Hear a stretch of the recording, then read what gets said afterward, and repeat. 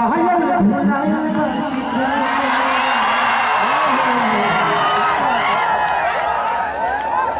भोला ना बाड़ू का बटे परसानी कि कहे तोहर भोरे से लटकल बलोला हो लटकल बलोला हे राजा छूटा से न गर्मी हे राजा जाई बाजारे ले आई कोका कोला। तो दिल से प्रणाम कि ये गाना मुझे लगता है कि 1 महीने में 200 मिलियन के कगार पे है। तो आप लोगों की मोहब्बत है।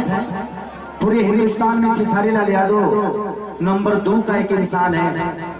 इतने सारे सिंगर के बावजूद पूरे विश्व में खेसारी लाल यादव आपका बेटा, आपका भाई, आपकी भोजपुरी 3 नंबर पे सर्चिंग होती है पूरे वर्ल्ड में। इतने सारे गायक, इतने सारे नायक होने के बावजूद ये आप सबकी उपलब्धि है कि हमारा भोजपुरी आज छोटी जगह पे नहीं, यानी मुझे लगता है कि बहुत बड़ी जगह पे। तो ये आपकी मोहब्बत है। दिल से प्रणाम है आप सब देवता रूपी श्रोता को, जिसने खेसारी लाल यादव एक गाँव से उठ के आया और आप लोगों ने इसको इतना प्यार दिया कि शायद मुझे नहीं लगता कि इतना प्यार आपने किसी को दिया होगा। तो जितना भी माता बहन बेटी काका चाचा पितिया जे भी आई बा सबके हम खेसारी लाल यादव गोड़ छोड़ी गोड़ लगता। अब सबकर छुए जाए तो बहुत टाइम लग जाए, इसीलिए इस मंच को आप सबका चरण समझ के मैं छू लिया ताकि सब लोग आशीर्वाद बारी बारी से दे ऐसे।